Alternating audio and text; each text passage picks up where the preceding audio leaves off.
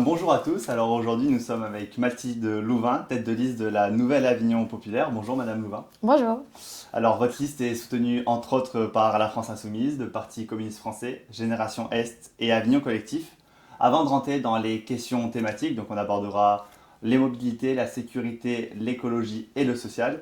Est-ce que vous pouvez vous présenter vous et vos engagements en quelques mots s'il vous plaît? Alors, oui, Mathilde Louvain, je suis avignonnaise depuis 4 ans. Moi, je suis à la France Insoumise depuis 2017. J'avais commencé mon engagement sur les législatives sinon, je suis aussi engagée syndicalement. Je travaille dans le secteur culturel et là, actuellement, je travaille dans un théâtre pour enfants à Avignon. Voilà, donc je suis vraiment dans ce secteur culturel voilà, en termes d'engagement, j'ai jamais été candidate jusqu'à maintenant et c'est avec joie que je porte le projet de la Nouvelle Avignon Populaire. Donc c'est une première comme pour nous. Et donc on va directement rentrer dans le vif du sujet, les mobilités. Alors bon, les mobilités, on va pas se le cacher, c'est un sujet qui touche tout le monde. On le voit aux heures de pointe, c'est impossible de circuler sur la rocade, c'est impossible de circuler sur le Tour des Remparts à Avignon. Vous, demain à la mairie, votre première mesure, qu'est-ce que vous ferez pour fluidifier le trafic? Alors, comme première mesure, est-ce qu'on a le droit au pluriel? Parce qu'en effet, vous l'avez dit, il y a la question de la rocade.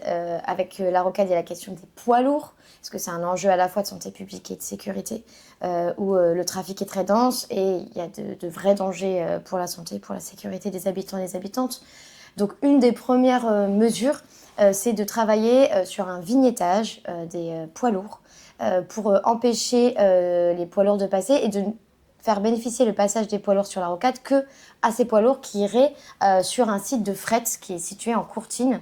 Donc ça permettrait d'alléger et surtout, et ça on ne peut pas le porter seul à la mairie, mais c'est de faire un rapport de force pour que le tronçon autoroute Avignon Nord, Avignon Sud soit gratuit. Voilà, ça c'est hyper important pour désengorger cet axe de la rocade. Ensuite, une des autres mesures qu'on mettrait en place, c'est la question de la gratuité des transports en commun. Certes, il y a la mairie, mais il y a aussi Grand Avignon Oui. dans cette démarche-là. On en a tout à fait conscience, mais il faut le mettre sur la table dès le début pour marquer cet enjeu. Parce que, notamment autour des remparts, il y a un enjeu de pouvoir fluidifier et notamment de diminuer les micro-trajets en voiture. Si on a une offre de transport qui est gratuite, qui est adaptée, forcément, on va désengorger de cette manière-là.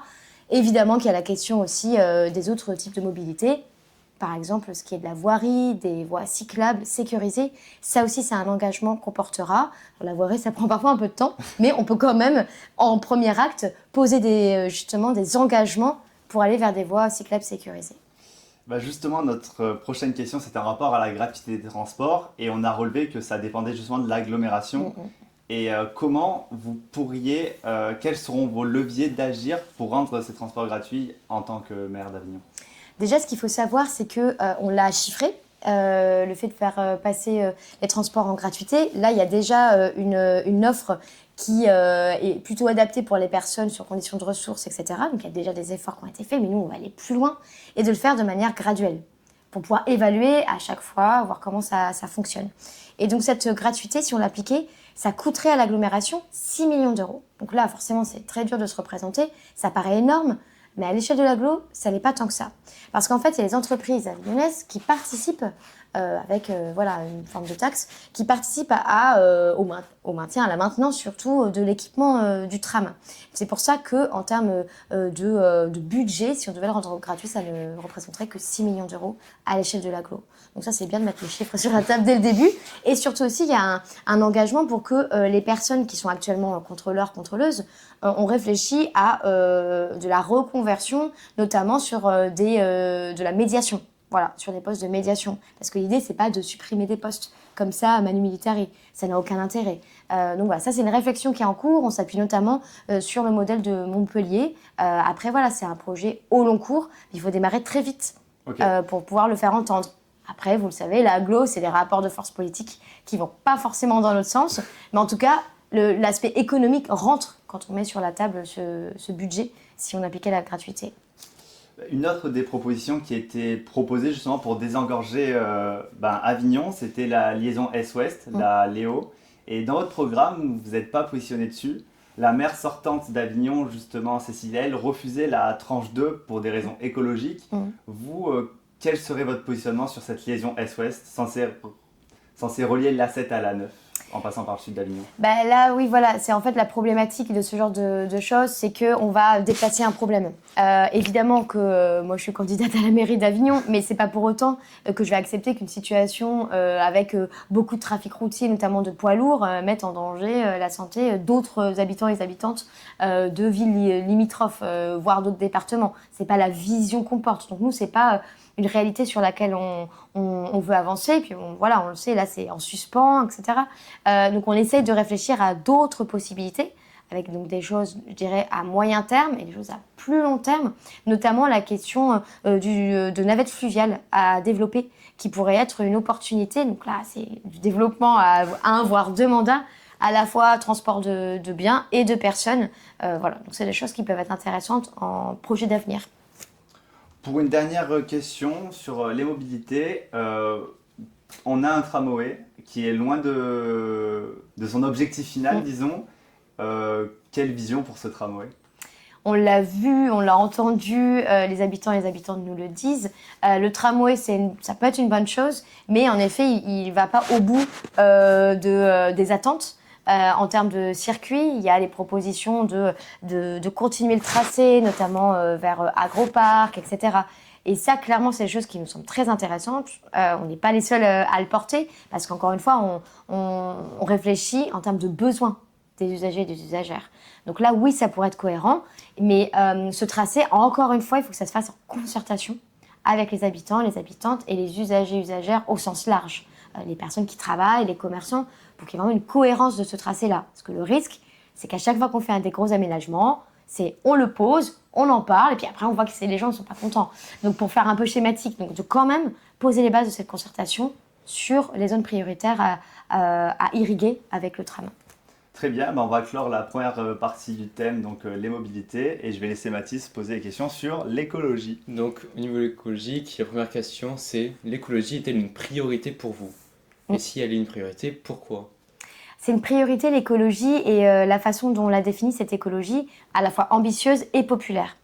Parce que si on reste sur de l'écologie politique, ce qui va se passer, ça va faire comme avec les zones à faible émission, où on va prendre des décisions, certes, mais en oubliant complètement de penser des alternatives pour soutenir les personnes qui n'auraient pas forcément les moyens de changer de véhicule, etc. Donc il faut vraiment se poser cette question de l'écologie à travers ce prisme social. C'est hyper important, c'est la façon dont on le porte. Et à l'échelle d'Avignon, il y a beaucoup de choses à faire. Il y a la question du plan canicule, qui doit être un plan communal, et surtout parce que les premières personnes qui vont subir la canicule, ça sera toujours les plus vulnérables. Les enfants, les personnes âgées et les plus précaires qui vivent dans les passoires thermiques. Donc encore une fois, si on oublie cette vision sociale, on oublie une partie de la population. Donc il y a la question du plan canicule, avec des îlots de fraîcheur, avec de la rénovation des bâtis, notamment des bâtis municipaux. Il y a également la question des mobilités, on en a parlé tout à l'heure, de renforcer les mobilités douces, le vélo, la marche, avec des voiries, puisque ce n'est pas encore le cas, des voiries qui soient accessibles à tous et toutes en termes d'inclusion, pour faciliter les déplacements de nos concitoyens et concitoyennes. Et puis sur l'écologie, il y a aussi un élément fort, c'est la question de la ceinture verte. Notamment, il y a Montfavet, la ceinture verte, c'est un poumon de notre ville et c'est aussi un grenier. Et comment, en tant que municipalité, on peut développer ou redéployer le lien pour réaffirmer le produire local et consommer local. Et ça va dans le sens du circuit court, en termes de transport évidemment de marchandises, et au-delà de ça, de la nourriture bio, dans les cantines, etc. Donc voilà, c'est notre vision de l'écologie. Dans votre programme, vous parlez d'une régie publique de l'eau. Pourquoi voulez-vous une régie publique de l'eau et quelles sont les problématiques autour de cette régie? Ça, c'est un sujet intéressant, ça rentre dans la thématique de l'écologie que vous le soulevez. L'eau, c'est un bien commun. Mais en fait, comme pour beaucoup d'autres choses dans la vie, notamment dans des communes, il y a plusieurs systèmes, plusieurs modes de gestion. Là, actuellement, on est sur une délégation de service public. Donc, on confie à une entreprise privée la gestion donc, de l'assainissement, notamment de l'eau. Actuellement, donc ça, c'est un sujet Grand Avignon, la régie publique, avec 2 entreprises qui vont gérer à la fois la distribution et l'assainissement de l'eau. Nous, pourquoi on veut une régie publique ? Parce que c'est une façon de se réapproprier nos communs. C'est d'avoir plus de regard et de vérification de la façon dont est gérée ces deux parties de l'organisation autour de l'eau. Et là, actuellement, ce qui se passe, c'est qu'on a une délégation de service public défaillante, avec des entreprises qui croulent sous les dettes, et d'une certaine manière, mais qui font aussi du bénéfice. Il y a un énorme problème en termes de gestion, là-dessus on est d'accord, et qui va trinquer? Évidemment, les usagers et les usagères, avec des prix qui augmentent notamment. Le fait de le refaire passer en giron public, c'est aussi un atout économique. Ça, c'est une certitude en termes de gestion. Et puis, encore une fois, ce qui est important, c'est le contrôle. Actuellement, cette délégation de service public, elle n'a pas de contrôle. C'est des militants, des collectifs militants qui doivent aller au conseil communautaire, taper à la porte en disant « c'est pas normal ce qui se passe, vous ne vérifiez pas » et les usagers et les usagères en sont les victimes de cette mauvaise gestion. Donc ça, c'est des arguments pour faire revenir l'eau en régie publique. Ok, donc par exemple, ce que vous proposez, c'est les 15 mètres cubes gratuits. Les 15 premiers, oui, tout à fait. Donc il y a une question économique, mais derrière la question écologique, est-ce qu'il y aurait plus, avec une régie publique de l'eau, une question de contrôle de l'eau? Par exemple, en 2024, ici Vaucluse disait qu'il y avait 3 PFAS qui avaient été trouvés dans l'eau. Comment est-ce qu'on pourrait contrôler cette qualité? Évidemment, il y a les services techniques, si ça revient en régie publique, c'est-à-dire que c'est à l'intérieur de la collectivité qu'il y a des agents et des agentes qui vont contrôler. Donc forcément, c'est dans nos mains. Ça, c'est hyper important qu'on ait cette vigilance-là avec les critères. Normalement, c'est des critères pour tout le monde, hein, mais qu'on soit très vigilant à l'endroit de la qualité et de manière générale du service qui est rendu aux habitants et aux habitantes. Et ça, c'est hyper important, parce que quand il y a une délégation de service public qui est signée, parfois c'est des concessions, comme le réseau d'assainissement et de chaleur qui a été signé pas plus tard que cette année, c'est 29 ans de concession.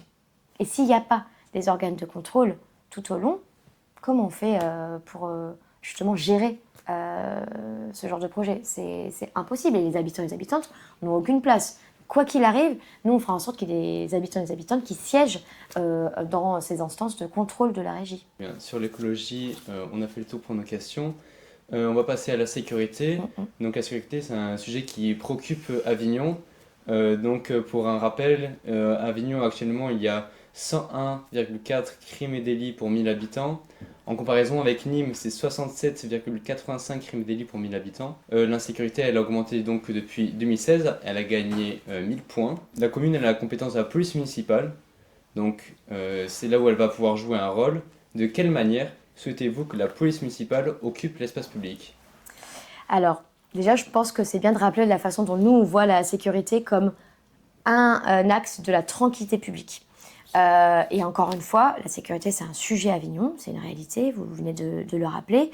Et tout ce que je suis en train de déployer aujourd'hui, c'est des retours qu'on nous a fait. On a fait des enquêtes populaires, on a fait des porte-à-porte, donc on récolte la parole, et c'est à partir de là qu'on va ficeler notre programme.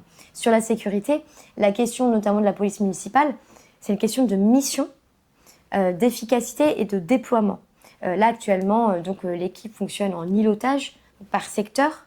On estime qu'il faudrait renforcer quand même le travail de terrain avec des effectifs plus nombreux en fonction des spécificités de chaque îlot, puisque d'un quartier à l'autre, on va avoir des problématiques différentes et il faut que cette police municipale ait les moyens de s'adapter à ses besoins. Donc effectif et également mission, donc de proximité, de lien, on l'a dit et redit, mais encore une fois, c'est pas des vains mots. Le travail du quotidien, c'est pour qu'il y ait une confiance qui puisse vraiment s'installer avec les habitants et les habitantes. Là, il peut y avoir des liens, mais le problème, c'est qu'ils sont souvent coupés parce qu'on manque de quotidienneté. Donc, que ce soit près des habitations, des écoles, de tous les abords de notre ville, que cette police puisse être partout, d'où renforcement d'effectifs. Et ensuite, c'est une politique globale. Donc, il y a les policiers municipaux, mais ces policiers et ces policières, ils doivent être en lien avec les équipes de médiateurs de rue, travailler ensemble, en lien également avec les associations de prévention, d'accompagnement des jeunes notamment, prévention à l'addiction, concernant les drogues. C'est un ensemble et c'est difficile. Alors ça fait moins tapageur que de parler de doubler les effectifs ou de mettre de la vidéosurveillance hyper high-tech, mais en fait c'est ça qui fonctionne. C'est du long terme et c'est du travail en synergie. Parce que s'il n'y a pas de lien, il y a une cassure en fait de suivi et c'est là que ça fonctionne pas très bien. Et deuxième chose, c'est en tant que commune, aller demander, aller poser sur la table la problématique avec la préfecture, avec l'État, pour avoir plus de moyens concernant la police judiciaire notamment, concernant le narcotrafic, qui est une partie non négligeable, hein, mais des problèmes de criminalité à Avignon, c'est d'aller justement demander plus de moyens pour pouvoir notamment arrêter les têtes de réseau. Sans ça, la police municipale, elle ne peut pas agir. Donc voilà, c'est une vision globale. Et encore une fois, la dernière chose sur la sécurité, c'est d'occuper positivement, j'allais dire politiquement, positivement l'espace public, où là, les maisons de quartier, les conseils citoyens doivent prendre toute leur place dans notre projet pour avoir une animation régulière de l'espace public avec des aménagements aussi du territoire cohérents pour que, c'est toujours pareil, hein, quand il y a l'animation dans un quartier, ça donne pas forcément envie de s'installer et de zoner. Donc c'est ça, cette politique-là, l'animation positive du territoire. Okay. Donc pour vous, il n'y a pas forcément un renforcement de l'effectif de police, il n'y a pas une augmentation des agents municipaux. Ça, je pense que ça ferait partie du plan, c'est clairement ce qu'on défend, que ça fasse partie du plan, mais de manière générale, c'est augmentation et puis qualité, en fait. C'est vraiment une approche qui est double. Mais clairement, vu les chiffres des agents sur le terrain, on pense quand même qu'il faut renforcer avec plus d'effectifs. Ok. Quand on parle d'insécurité, on parle aussi de sentiment d'insécurité. D'après vous, comment on peut faire pour réduire ce sentiment qui est parfois irrationnel ? Ça, c'est une bonne question, parce que la peur, ça peut être irrationnel, et puis ça va concerner chacun, chacune, et puis ça va dépendre aussi de comment on se sent menacé. Il y a un gros volet notamment de notre programme qui est sur la question des discriminations. Parce que ça, c'est aussi, les discriminations peuvent renforcer un sentiment d'insécurité dans notre ville. Là, on vient de parler de la sécurité, comment apaiser notre ville, comment faire en sorte que chacun se sente le plus possible en sécurité. Il y a aussi cette question donc, des discriminations.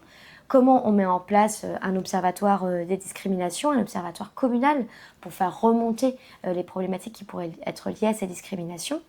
Il y a aussi des réflexions sur des navettes, donc là on revient aux mobilités, des transports notamment la nuit pour que les personnes se sentent plus à l'aise de rentrer chez elles, chez eux, pour aller aussi, pas que en intramuros, vous savez il y a des navettes qui existent, notamment pour aller au parking relais, il y a la baladine, mais il n'y a pas ce genre de dispositif en extramuros. Et c'est dommage parce qu'encore une fois on se coupe, les habitants sont un peu isolés et notamment pour les personnes victimes de discrimination, que ce soit racisme, violences faites aux femmes et aux minorités de genre. Ça pourrait être des solutions. Il y a tout un travail de formation aussi, à la fois des agents municipaux, des agents de police pour écouter. Parce qu'en effet, toutes ces problématiques d'insécurité qui pourraient être liées à des discriminations, il faut qu'elles puissent être écoutées et ensuite qu'on puisse mettre des actions en place avec des services de la ville et aussi des associations qui font déjà un travail formidable à cet endroit-là. Ok. Donc on va passer à notre dernier sujet. Le social. Donc, vous avez fait une transition parfaite pour un sujet. J'ai pas fait exprès. Parce qu'on avait parlé justement de la création de l'Observatoire des discriminations. Donc, elle permettrait d'objectiver ces discriminations, de les faire remonter à la mairie. Mais quels sont les leviers réellement pour essayer d'effacer ces discriminations ou au moins de les réduire ? Mais c'est une bonne question parce qu'un observatoire, comme son nom l'indique, c'est observer, analyser. Parce que si on n'a pas un terrain d'analyse concret, on ne peut pas agir. Et donc c'est à partir de ces remontées-là, de ces temps d'écoute, qu'on peut orienter les victimes. D'où l'idée dont je parlais là de formation, c'est d'écouter, d'orienter vers les services qui pourraient être concernés.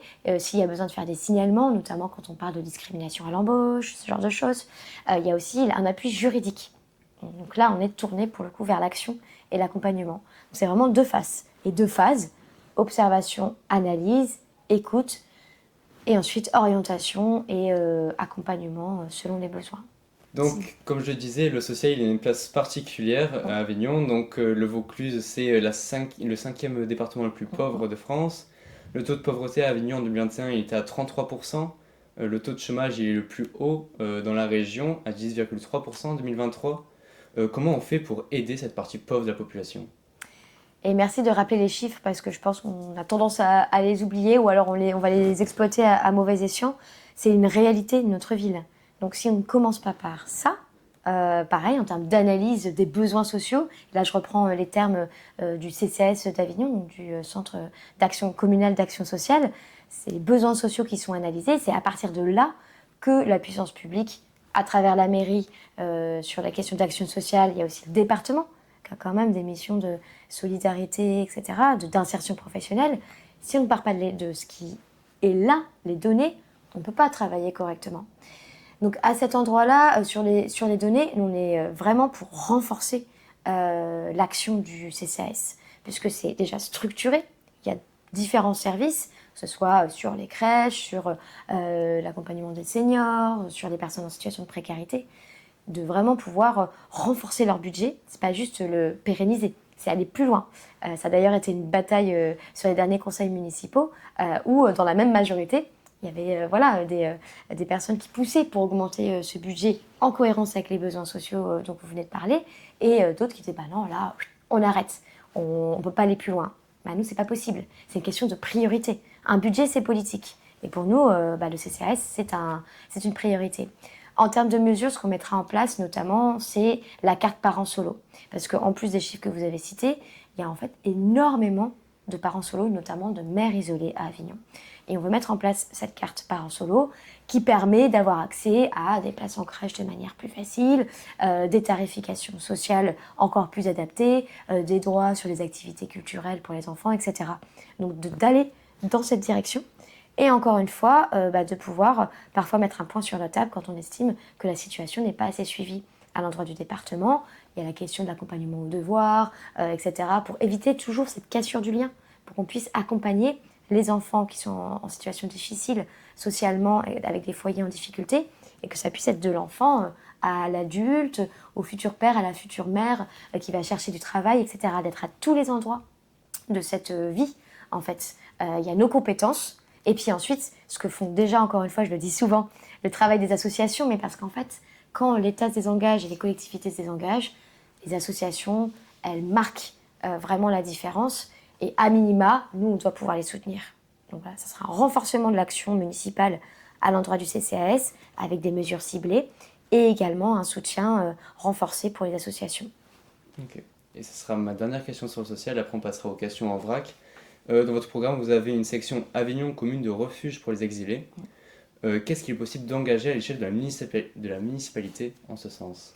Ce qui est possible à l'échelle d'une ville, alors peut-être que vous le savez, mais il y a des associations, notamment l'association Rose Merta, qui est très active, qui accompagne les jeunes gens, notamment sur les questions d'insertion professionnelle, aussi d'inscription, etc. à l'école, parce qu'il faut savoir qu'un mineur, une mineure qui arrive sur le territoire français, il y a l'obligation de pouvoir le scolariser. Ensuite, une ville, elle peut être soutien notamment sur la question de l'hébergement, toujours en lien, parce qu'une ville n'a pas cette compétence-là, toujours en lien avec des experts, des expertes, des associations spécialisées, de pouvoir préempter des bâtiments et de les positionner sur l'hébergement d'urgence. Donc là, c'est évidemment sur la question des personnes exilées. Ça pourrait être également pour les personnes victimes du sans-abrisme. Mais en tout cas, voilà, sur les personnes exilées, c'est toujours soutenir les associations. Et en plus de ça, avoir une vision, puisqu'on a des bâtis qui existent dans la ville d'Avignon et qui pourraient offrir cette possibilité d'accueil temporaire pour pouvoir accompagner. L'idée, ce n'est pas d'avoir des lieux partout pour accueillir tout le temps. C'est pas ça l'objectif, c'est d'accompagner pour que les personnes puissent s'insérer, puissent avoir les titres de séjour et que leur présence à Avignon puisse être pérennisée. C'est ça qui est important. Donc, faut être vigilant avec les objectifs. Et encore une fois, c'est pas une de nos compétences. Par contre, c'est un engagement. Nous, on veut une ville solidaire. Merci. Très bien, maintenant on va passer aux questions en vrac, peut-être un petit peu plus légères, qui n'ont aucun lien entre elles. Et la première question, si vous avez un compliment à faire pour l'équipe municipale sortante, ça serait laquelle? Un projet qui... Un projet qui fait sens, c'est tout le travail qui a été fait sur la tarification, notamment de la cantine, le périscolaire gratuit, les accueils gratuits et la tarification des centres de loisirs. Voilà, ça, c'est quelque chose qui s'est fait de manière progressive mais qui est intéressant, qui va de pair avec la gratuité des musées et des bibliothèques. Et à contrario, si vous avez un point à critiquer à l'équipe municipale sortante, ça serait lequel? le manque de concertation de manière générale dans les décisions, notamment sur la question du plan Faubourg, on le sait, qui anime beaucoup au-delà des doutes, de frustration aussi de ne pas pouvoir avoir été concerté. Voilà, ça c'est un exemple. Très bien.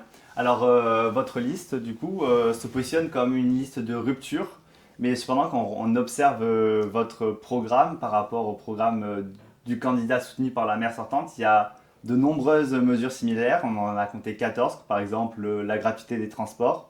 Comment s'incarnera concrètement cette rupture par rapport à la mairie actuelle ? Clairement, la rupture, elle s'entend. Donc, il y a des sujets dont on n'a pas tout à l'heure sur l'engagement contre les discriminations. Et c'est sur la posture de la ville. C'est-à-dire que, encore une fois, la rupture, elle s'entend contre l'ordre établi actuel, avec la politique d'État qui vise à déstructurer tous les services publics. Et donc, on va faire les frais en tant que collectivité. Encore une fois, 2 milliards d'euros, pas 2 millions, 2 milliards contre les collectivités. Donc, on se le prend de plein fouet, ce genre de baisse.